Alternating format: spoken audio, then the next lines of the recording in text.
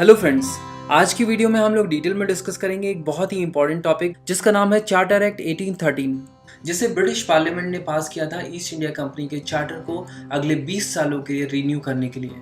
हम लोग charter act 1813 को 6 मेन पॉइंट्स में कवर करेंगे। Monopoly of trade, control of company, administration, central legislation, provincial legislation और रेवेन्यू। तो चलिए स्टार्ट करते हैं पहले पॉइंट से, जो है मोनोपोली ऑफ ट्रेड। तो जैसा कि हम लोगों ने पिछली वीडियोस में डिस्कस किया कि साल 1600 में क्वीन एलिजाबेथ ने इंडिया और दूसरे ईस्टर्न कंट्रीज के साथ ट्रेड करने की मोनोपोली सिर्फ ब्रिटिश ईस्ट इंडिया कंपनी को दी थी, यानी कोई और दूसरी ब्रिटिश कंपनी इन एरियाज में ट्रेड नहीं कर सकती थी। इस ट्रेड मोनोपोली को चार्टर एक्ट ऑफ 1813 ने सिर्फ कुछ ही एरियाज में सीमित कर दिया। अब ब्रिटिश ईस्ट इंडिया कंपनी की मोनोपोली सिर्फ टी ट्रेड और ट्रेड विद चाइना में रह गई। बेसिकली अब ब्रिटिश ईस्ट इंडिया कंपनी के अलावा दूसरी ब्रिटिश कंपनीज भी इंडिया में आके ट्रेड कर सकती थी, इन दोनों एरियाज को छोड़कर। अब यहाँ पर ये जानना बहुत ज़रूरी है कि ऐसा क्या हुआ कि 200 साल से चली आ रही इस मोनोपोली को चेंज किया गया। तो बेसिकली हुआ ये कि यूरोप में इंडस्ट्रियल रेवोल्यूशन शुरू हो चुका था 1740 में, और क्योंकि इस इंडस्ट्रियल रेवोल्यूशन की शुरुआत ब्रिटेन से ही हुई थी, तो 1812 आते आते ब्रिटेन वर्ल्ड का लीडिंग इंडस्ट्रियल नेशन बन चुका था। ब्रिटेन में हर जगह फैक्ट्रीज लगाई जा रही थी और ये फैक्ट्रीज अपना माल यूरोप के कोने कोने में सप्लाई कर रही थी।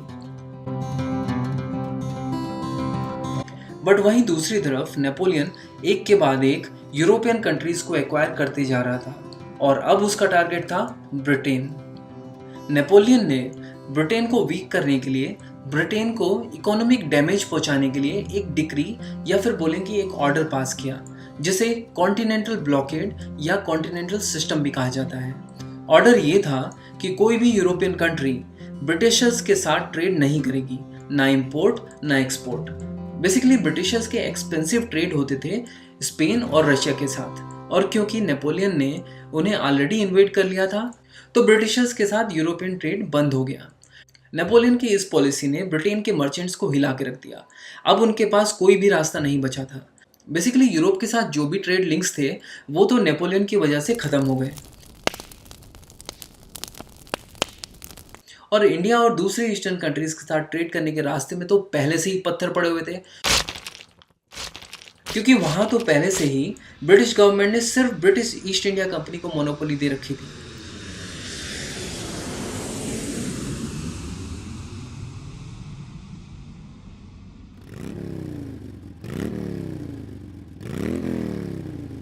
तो ब्रिटिश मर्चेंट्स अपनी रिक्वेस्ट लेकर ब्रिटिश गवर्नमेंट के पास पहुंचे।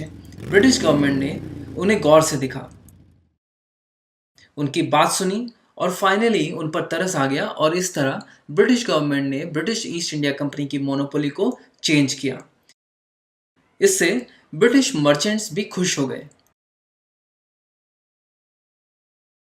फिर क्या था, रास्ता साफ हो गया और दूसरे ब्रिटिश व्यापारी भी अपनी गाड़ी में सामान भर के निकल पड़े इंडिया की तरफ।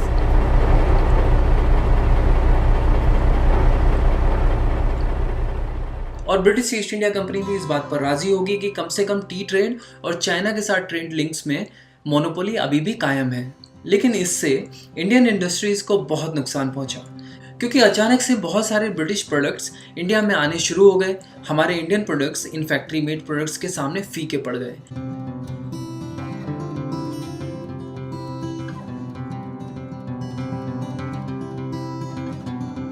Indian products British finish goods के साथ compete नहीं कर पाए, और देखते ही देखते इंडियन इंडस्ट्रीज खत्म हो गई। तो मोनोपोली में क्या क्या चेंजेस हुए ये हमने डिस्कस कर लिया। अब बारी है कंट्रोल ऑफ कंपनी की।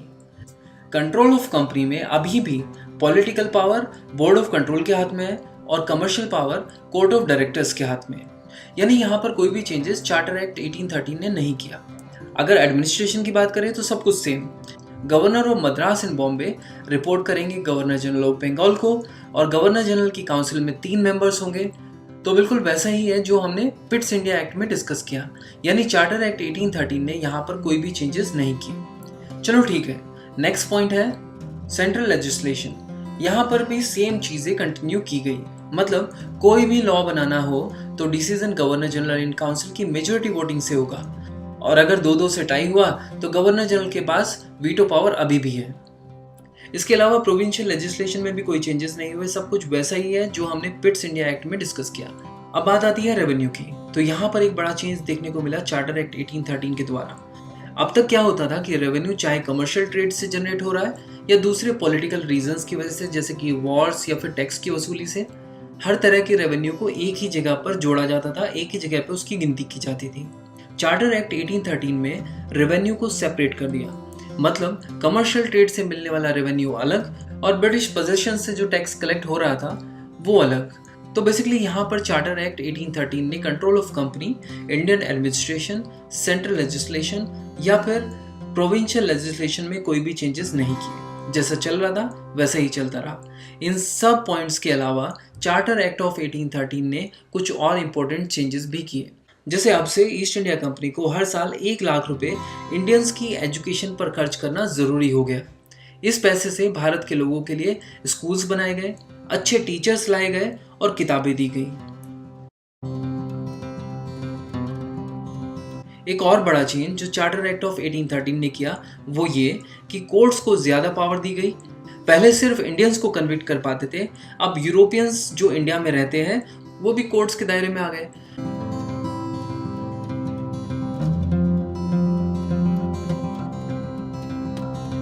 और एक लास्ट पॉइंट, क्रिश्चियन मिशनरीज जो इंडिया में आके अपना धर्म का प्रचार करना चाहते थे उनको इस चार्टर एक्ट 1813 में अलाउ कर दिया गया। चार्टर एक्ट 1833 जिसे ब्रिटिश पार्लियामेंट ने पास किया था ईस्ट इंडिया कंपनी के चार्टर को अगले 20 सालों के लिए रिन्यू करने के लिए। चार्टर एक्ट ऑफ 1833 को सेंट हेलेना एक्ट भी कहा जाता है और ये कहानी है बिल्कुल राम और श्याम की। तो हम लोग डिटेल में डिस्कस करेंगे कि क्यों चार्टर एक्ट ऑफ 1833 को सेंट हेलेना एक्ट कहा जाता है और यहाँ पर राम और श्याम का चक्कर कहाँ से आ गया, इसे भी हम लोग देखेंगे। लेकिन सबसे पहले शुरुआत करते हैं चार्टर एक्ट ऑफ 1833 के मेन फीचर्स की, जिन्हें हम डिस्कस करेंगे 6 मेन पॉइंट्स में। Monopoly of trade, control of company, administration, central legislation, provincial legislation और फाइनली रेवेन्यू। तो चलिए स्टार्ट करते हैं पहले पॉइंट से, जो है मोनोपोली ऑफ ट्रेड। पिछली वीडियो यानी चार्टर एक्ट ऑफ 1813 में हमने देखा कि ब्रिटिश ईस्ट इंडिया कंपनी की मोनोपोली अब सिर्फ टी ट्रेड और ट्रेड विद चाइना में ही रह गई थी। यहाँ पर चार्टर एक्ट ऑफ 1833 ने ब्रिटिश ईस्ट इंडिया कंपनी की बची कुची ट्रेड मोनोपोली को भी खत्म कर दिया, यानी अब ब्रिटिश ईस्ट इंडिया कंपनी के पास किसी भी तरह के ट्रेड के लिए कोई भी मोनोपोली नहीं बची। इसका मतलब ब्रिटिश ईस्ट इंडिया कंपनी की दुकान का शटर अब हमेशा के लिए बंद हो गया। थोड़ा बहुत जो चाइना के साथ ट्रेड लिंक्स थे उन्हें भी तोड़ दिया गया। तो चार्टर एक्ट ऑफ 1833 ने साल 1600 से चली आ रही ट्रेड मोनोपोली का अंतिम संस्कार कर दिया। अच्छा, इन 6 पॉइंट्स के अलावा हम लोग यहाँ पे एक पॉइंट और ऐड कर लेते हैं, अदर पॉइंट्स। इन्हीं अदर पॉइंट्स में हम लोग वो राम और श्याम वाली कहानी भी देख लेंगे। अब बात करते हैं कंट्रोल ऑफ कंपनी की, यानी ईस्ट इंडिया कंपनी का कंट्रोल किसके हाथ में था। चार्टर एक्ट ऑफ 1813 में हमने देखा कि कंपनी की कमर्शियल एक्टिविटीज को कंट्रोल करती थी कोर्ट ऑफ डायरेक्टर्स और पॉलिटिकल एक्टिविटीज को कंट्रोल करते थे बोर्ड ऑफ कंट्रोल। यही पढ़ा था हमने। अब यहाँ पर चार्टर एक्ट ऑफ 1833 कहता है कि भाई हमने तुम्हारी ट्रेड मोनोपोली तो खत्म कर ही दी है, अब तुम ट्रेड व्रेड छोड़ो और देश को संभालो। यानी कमर्शियल एक्टिविटीज खत्म हो गई है और अब पॉलिटिकल एक्टिविटीज जो है उसे कोर्ट ऑफ डायरेक्टर्स और बोर्ड ऑफ कंट्रोल दोनों मिलकर संभालेंगे, क्योंकि अब ईस्ट इंडिया कंपनी एक प्योरली एडमिनिस्ट्रेटिव बॉडी है।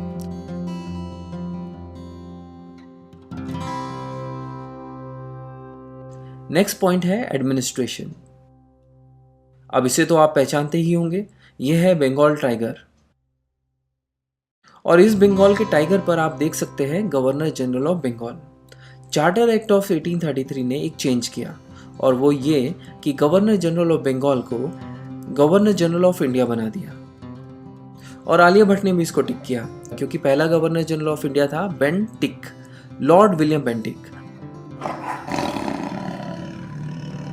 गवर्नर जनरल ऑफ इंडिया की अथॉरिटी पूरे ब्रिटिश इंडियन टेरिटरीज पर एस्टेब्लिश कर दी गई थी, यानी गवर्नर जनरल को एक सेंट्रल अथॉरिटी दे दी गई थी कंपनी की सभी सिविल और मिलिट्री अफेयर्स पर। इसके अलावा गवर्नर जनरल की काउंसिल में एक मेंबर और ऐड किया गया। तो अब फिर से मेंबर्स इन एग्जीक्यूटिव काउंसिल की संख्या फिर से 4 हो गई। क्या आपके दिमाग में भी ये क्वेश्चन आ रहा है कि ये एग्जीक्यूटिव काउंसिल के मेंबर्स की संख्या पहले तो 4 ही थी और उसके बाद चार्टर एक्ट ऑफ 1813 में 3 कर दी और अब चार्टर एक्ट ऑफ 1833 में फिर से 4 कर दी, तो ये हो क्या रहा है? बेसिकली यहाँ पर चार्टर एक्ट ऑफ 1833 में ये जो 4th मेंबर है ये एक लॉ मेंबर है। एक्चुअली ब्रिटिश गवर्नमेंट को लगा कि क्योंकि एग्जीक्यूटिव काउंसिल और गवर्नर जनरल मिलकर लॉज बनाते हैं तो उनके पास एक पढ़ा लिखा लॉयर बंदा होना चाहिए जो उन्हें लॉ मेकिंग के लिए टाइम टाइम पर एडवाइस करे और मदद कर सके। ये 4th मेंबर एडवाइस देने के अलावा हमेशा नहीं लेकिन कभी कभी लेजिस्लेटिव एक्टिविटीज में भी इन्वॉल्व होता था और वोटिंग भी करता था। और अगर देखें तो इस 4th मेंबर का रोल बाकी 3 एग्जीक्यूटिव काउंसिल मेंबर से एकदम अलग है। और यहाँ पर एग्जीक्यूटिव काउंसिल का 4th मेंबर जो पहला आदमी बना वो था Lord Macaulay.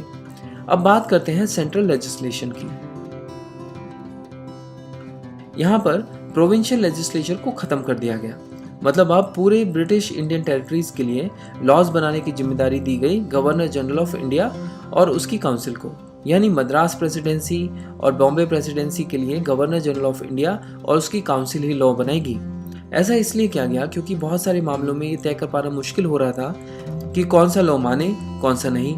Governor general of Bengal भी लॉ बनाता था, मद्रास प्रेसिडेंसी अलग से लॉ बना रही थी, बॉम्बे प्रेसिडेंसी अलग लॉ बना रही थी, चार्टर एक्ट ऑफ 1813 में कुछ अलग लिखा हुआ था, ब्रिटिश गवर्नमेंट कुछ और लॉज बना रही थी। तो सारे लॉज आपस में जो है कॉन्फ्लिक्टिंग हो जाते थे कभी कभी। तो इन सारे लॉज में एक यूनिफॉर्मिटी आने के लिए, यहाँ पर इन सारे कन्फ्यूजन्स और कॉन्फ्लिक्टिंग सिचुएशंस को हटाने के लिए यहाँ पर सिर्फ एक सेंट्रल लॉ मेकिंग बॉडी बनाई गई जो है गवर्नर जनरल ऑफ बंगाल और उसकी काउंसिल। वहीं दूसरी तरफ चार्टर एक्ट ऑफ 1813 के बाद इंडिया में भर भर के ब्रिटिशर्स आने शुरू हो गए थे और ब्रिटिश पॉपुलेशन बढ़ रही थी। तो ब्रिटिश गवर्नमेंट चाहती थी कि लॉ मेकिंग को सेंट्रलाइज किया जाए, तो यही कारण था प्रोविंशियल लेजिस्लेशन हटाने का। इसके अलावा गवर्नर जनरल और उसकी काउंसिल अब से जो भी लॉज पास करेंगे वो जाएगा ब्रिटिश पार्लियामेंट के पास और उस लॉ पर फाइनल ठप्पा लगाएगी ब्रिटिश पार्लियामेंट। तो इसीलिए ब्रिटिश पार्लियामेंट को भी पता रहेगा कि क्या क्या लॉज इंडिया में बन रहे हैं और वहाँ का कॉन्फ्लिक्ट भी खत्म हो जाएगा। और यही कारण है कि इससे पहले गवर्नर जनरल ऑफ इंडिया और उसकी काउंसिल जो भी लॉज पास करती थी उसे रेगुलेशन कहा जाता था, लेकिन चार्टर एक्ट ऑफ 1833 के बाद गवर्नर जनरल और उसकी काउंसिल जो भी लॉज पास करेगी या बनाएगी उसे एक्ट्स कहा जाता था, क्योंकि ये ब्रिटिश पार्लियामेंट के थ्रू पास होके आता था। नेक्स्ट पॉइंट है प्रोविंशियल लेजिस्लेशन, जिसे हमने अभी देखा कि खत्म कर दिया गया था चार्टर एक्ट ऑफ 1833 में। तो अब से कोई भी प्रोविंशियल लेजिस्लेशन वैलिड नहीं है। जो भी लॉज हैं वो सब सेंट्रल लेवल पर गवर्नर जनरल और उसकी काउंसिल ही बनाएगी। अब चलते हैं रेवेन्यू पर। तो हमने चार्टर एक्ट ऑफ 1813 में देखा था कि कमर्शियल ट्रेड से जनरेट होने वाला रेवेन्यू और पॉलिटिकल मीन्स से जनरेट होने वाला रेवेन्यू दोनों को अलग अलग कर दिया गया था। बट अब चार्टर एक्ट ऑफ 1833 में कमर्शियल ट्रेड खत्म हो गया, तो अब ऑब्वियसली रेवेन्यू भी खत्म हो गया। तो रेवेन्यू का अब एक ही सोर्स है, वो है पॉलिटिकल। अब चलते हैं अदर इंपॉर्टेंट टॉपिक्स पर, जिसमें हमने कहा था कि हम यहाँ पर डिस्कस करेंगे कि चार्टर एक्ट ऑफ 1833 को सेंट हेलेना एक्ट क्यों कहा जाता है। तो सबसे पहले देखते हैं कि आखिर ये सेंट हेलेना है क्या। तो सेंट हेलेना बेसिकली एक बहुत ही छोटा आइलैंड है अफ्रीका और साउथ अमेरिका के बीच। इस आइलैंड का साइज है 16 किलोमीटर्स इंटू 8 किलोमीटर्स। ये इतना छोटा है कि अगर आप इसको श्रीलंका से भी कंपेयर करो तो श्रीलंका भी इससे 512 गुना बड़ा है और यहाँ सिर्फ 4000 लोग ही रहते हैं। तो यहाँ एक बड़ा क्वेश्चन ये है कि यार हम तो इंडिया की मॉडर्न हिस्ट्री पढ़ रहे हैं, टॉपिक है चार्टर एक्ट ऑफ 1833 और अब तक तो सब कुछ ठीक चल रहा था। जो भी हम लोग टॉपिक्स कवर कर रहे थे उसमें हम यही सब कवर कर रहे थे कि इंडिया में कौन कौन से एडमिनिस्ट्रेटिव चेंजेस हुए। तो यहाँ पर अचानक से हम इंडिया से 10,000 किलोमीटर दूर इस पिद्दी से आइलैंड के बारे में बात क्यों करने लग गए। और बात तो करें तो ठीक है, लेकिन हम लोग कह रहे हैं कि चार्टर एक्ट ऑफ 1833 को सेंट हेलेना एक्ट ही कहा जाएगा, तो ये बात तो थोड़ी हजम नहीं होती, राइट। तो बेसिकली ये दोनों चाहे एक दूसरे से बिल्कुल अलग अलग ही दिख रहे हो, तो हो सकता है कि हमें पहली बार इन्हें देखने से इनमें कोई रिलेशन नहीं दिख रहा हो, लेकिन इनमें रिलेशन है। और अब नेक्स्ट 1 मिनट में आपको ये बिल्कुल क्लियर हो जाएगा। क्या है कि पहले टाइम में एशिया और यूरोप के बीच शिप से ट्रेवल करते थे, जिसमें कई कई हफ्ते लग जाते थे। तो सेंट हेलेना आइलैंड यहाँ पर बहुत काम आता था। एशिया से यूरोप जाने वाले शिप पहले सेंट हेलेना आइलैंड पहुंचते थे, वहां आराम करके हाथ मुंह धोकर फिर अपनी आगे की जर्नी पर निकल जाते थे। इसको सबसे पहले पोर्चुगीज लोगों ने ही ढूंढा, लेकिन 1659 में ब्रिटिश ईस्ट इंडिया कंपनी ने इसको अपने कब्जे में ले लिया और इस पर भी किले बनाने शुरू कर दिए। इसके बाद 1673 में डच ने इसको कैप्चर कर लिया, लेकिन कुछ ही महीनों में ईस्ट इंडिया कंपनी ने वापस से इसे अपने कब्जे में ले लिया और 1673 में ही चार्ल्स टू ने ईस्ट इंडिया कंपनी को इस आइलैंड पर रहने और कब्जा रखने की फुल राइट्स दे दिए। सेंट हेलेना आइलैंड से जुड़ी हुई एक इम्पॉर्टेंट बात यह भी है कि 1815 में ब्रिटिशर्स ने नेपोलियन को भी यहीं पर बंदी बनाकर रखा था और इसी आइलैंड पर 1821 में नेपोलियन की मृत्यु हो गई। तो बेसिकली हमें ये समझना चाहिए कि चार्टर एक्ट्स जो है वो इंडिया के लिए नहीं बनाए जा रहे थे, ये चार्टर एक्ट बनाए जा रहे थे ब्रिटिश ईस्ट इंडिया कंपनी के लिए। और क्योंकि चार्टर एक्ट ऑफ 1833 में जो पॉइंट हमने इस वीडियो में डिस्कस किए, उसके साथ साथ एक मेजर चेंज ये भी हुआ कि सेंट हेलेना आइलैंड को ईस्ट इंडिया कंपनी से वापस ले लिया। मतलब अब यहाँ पर ब्रिटिश क्राउन रूल चलेगा, ईस्ट इंडिया कंपनी का नहीं। इसीलिए चार्टर एक्ट ऑफ 1833 को सेंट हेलेना एक्ट भी कहा जाता है। इसके अलावा चार्टर एक्ट ऑफ 1833 में पहली बार लॉ कमीशन इंट्रोड्यूस किया गया और इसके चेयरमैन बने लॉर्ड मैकॉले। और ये तो आप जानते ही हैं कि एग्जीक्यूटिव काउंसिल के ये 4th मेंबर भी थे। इस लॉ कमीशन का काम था इंडियन लॉज को कोडिफाई करना। तो हमने चार्टर एक्ट ऑफ 1833 की पूरी डिटेल्स आप लोगों के साथ शेयर कर दी है। चार्टर एक्ट ऑफ 1853, इससे पहले चार्टर एक्ट ऑफ 1833 आया था और क्योंकि ब्रिटिश गवर्नमेंट ने ये चार्टर ईस्ट इंडिया कंपनी को 20 सालों के लिए दिया था, इसीलिए नेक्स्ट चार्टर 1853 में आया, जिसे कहा गया चार्टर एक्ट ऑफ 1853। इसी चार्टर को हम आज डिस्कस करने वाले हैं। जैसा कि हमने पुराने सभी चार्टर एक्ट को समझा, चार्टर एक्ट ऑफ 1853 को भी हम 6 मेन हेडिंग्स में समझेंगे। Monopoly of trade, control of company, administration, provincial legislature, revenue और सेंट्रल लेजिस्लेचर। लेकिन चार्टर एक्ट 1833 में ब्रिटिश गवर्नमेंट ने ईस्ट इंडिया कंपनी की ट्रेड मोनोपोली पूरी तरह से ख़त्म कर दी थी। तो यहाँ पर हम मोनोपोली ऑफ ट्रेड की जगह कुछ और पॉइंट्स को कवर कर लेंगे। स्टार्ट करते हैं कंट्रोल ऑफ कंपनी से। चार्टर एक्ट ऑफ 1833 में हमने देखा था कि ईस्ट इंडिया कंपनी एक प्योरली पॉलिटिकल बॉडी बन चुकी है, जिसका कंट्रोल कोर्ट ऑफ डायरेक्टर्स और बोर्ड ऑफ कंट्रोल के पास है, जिसमें कोर्ट ऑफ डायरेक्टर्स की संख्या रखी गई थी 24। चार्टर एक्ट ऑफ 1853 में चेंज ये किया गया था कि कोर्ट ऑफ डायरेक्टर्स की संख्या को घटाकर अब 18 कर दिया गया और साथ ही साथ ये भी कहा गया कि इन 18 कोर्ट ऑफ डायरेक्टर्स में से 6 को ब्रिटिश क्राउन द्वारा नॉमिनेट किया जाएगा। अब हुआ क्या कि पिछले चार्टर एक्ट और इस चार्टर एक्ट के बीच, यानी साल 1833 और 1853 के बीच, इंडिया में ईस्ट इंडिया कंपनी की टेरिटरीज बहुत ज़्यादा बढ़ गई। सिंध और पंजाब अब ईस्ट इंडिया कंपनी की टेरिटरीज के पार्ट बन चुके थे। इसके अलावा लॉर्ड डलहौजी ने डॉक्ट्रिन ऑफ लैप्स लगाकर बहुत सारे राज्यों को भी एनेक्स कर लिया था। तो ब्रिटिश गवर्नमेंट को इसका अंदाज़ा था कि इतनी बड़ी टेरिटरीज़ को बेटर वे में एडमिनिस्टर करने के लिए नई प्रेसिडेंसीज और प्रोविंसेस बनाने की ज़रूरत पड़ेगी। इसीलिए चार्टर एक्ट ऑफ 1853 में कोर्ट ऑफ डायरेक्टर्स को नई प्रोविंसेस और प्रेसिडेंसी बनाने की पावर दी गई। तो ये थे चेंजेस जो कंट्रोल ऑफ कंपनी में किए गए। अब देखते हैं कि एडमिनिस्ट्रेशन से रिलेटेड क्या क्या चेंजेस किए गए। आपको तो पता ही है कि चार्टर एक्ट ऑफ 1833 में बंगाल प्रेसिडेंसी के गवर्नर को गवर्नर जनरल ऑफ इंडिया बना दिया गया था और गवर्नर जनरल को एक 4 मेंबर एग्जीक्यूटिव काउंसिल भी दी गई थी, जिसमें जो 4th मेंबर था वो तो एक लॉ मेंबर ही हुआ करता था। अब प्रॉब्लम ये थी कि ईस्ट इंडिया कंपनी के टेरिटोरियल एरिया को बहुत ज़्यादा तेज़ी से बढ़ने की वजह से गवर्नर जनरल ऑफ इंडिया का काम जो है वो भी काफ़ी ज़्यादा बढ़ गया था। इसीलिए चार्टर एक्ट ऑफ 1853 में एक चेंज ये भी किया गया कि अब बंगाल प्रेसिडेंसी के लिए अलग से गवर्नर नियुक्त किया गया और सभी प्रेसिडेंसीज के गवर्नर्स को अब गवर्नर जनरल को ही रिपोर्ट करना पड़ेगा। वो तो पहले से ही था, बस अब एक नया गवर्नर और ऐड हो गया। इसी के साथ साथ लॉ मेंबर को भी अब एक फुल मेंबर माना गया। इसे भी राइट टू वोट दे दिया गया, क्योंकि आपको याद होगा कि चार्टर एक्ट ऑफ 1833 में लॉ मेंबर को एग्जीक्यूटिव काउंसिल का पार्ट तो माना जा रहा था, लेकिन उसको किसी भी बिल पर वोट करने का अधिकार नहीं था। इसके अलावा एडमिनिस्ट्रेशन से रिलेटेड एक बड़ा चेंज हुआ। चार्टर एक्ट ऑफ 1853 ने सिविल सर्वेंट्स की भर्ती के लिए हर साल एक ओपन कंपटीशन इंट्रोड्यूस किया, जिसमें इंडियंस को भी कम्पीट करना अलाउड था। अब इसमें खास बात ये थी कि सिविल सर्वेंट्स के लिए पहले कोई भी एग्ज़ाम नहीं हुआ करता था। कोर्ट ऑफ डायरेक्टर्स जो है वो सिविल सर्वेंट्स को नॉमिनेट कर दिया करते थे और इस कंपटीशन के ज़रिए कोवेनेंटेड सिविल सर्विसेज इंडियंस के लिए भी ओपन हो गई। और हाँ, अनकोवेनेंटेड सिविल सर्विसेज तो पहले से ही इंडियंस के लिए ओपन थी, इंडियंस पहले ही उसमें काम कर रहे थे। अब दोनों में डिफरेंस ये है कि covenanted civil services basically higher civil services post के लिए होती है, जबकि uncovenanted civil services lower post के लिए। तो ये थे वो चेंजेस जो चार्टर एक्ट 1853 के थ्रू एडमिनिस्ट्रेशन में हुए। अब देखते हैं कि सेंट्रल लेजिस्लेचर में कोई चेंजेस हुए कि नहीं। बट उससे पहले हमें ये देखना होगा कि चार्टर एक्ट 1833 में क्या स्थिति थी सेंट्रल लेजिस्लेचर की। चार्टर एक्ट 1833 में हमने देखा था कि गवर्नर जनरल, उसकी एग्जीक्यूटिव काउंसिल और कमांडर इन चीफ, ये 6 लोग मिलकर लॉज बनाते थे और ये ही इम्प्लीमेंट भी करते थे। यानी लेजिस्लेटिव और एग्जीक्यूटिव दोनों ही फंक्शंस यही लोग करते थे। बट देखा जाए तो ये सब लोग बेसिकली एग्जीक्यूटिव्स हैं। इसीलिए चार्टर एक्ट ऑफ 1853 में चेंज ये किया गया कि यहाँ पर लेजिस्लेटिव फंक्शंस के लिए 6 लेजिस्लेटिव काउंसलर सेट किए गए। पहला legislative councillor basically Calcutta supreme court का चीफ जस्टिस होगा, दूसरा कैलकाटा सुप्रीम कोर्ट का कोई दूसरा जज। इसके अलावा 4 मेंबर्स बंगाल, मद्रास, बॉम्बे और आगरा की लोकल प्रोविंशियल गवर्नमेंट से अपॉइंट किए गए।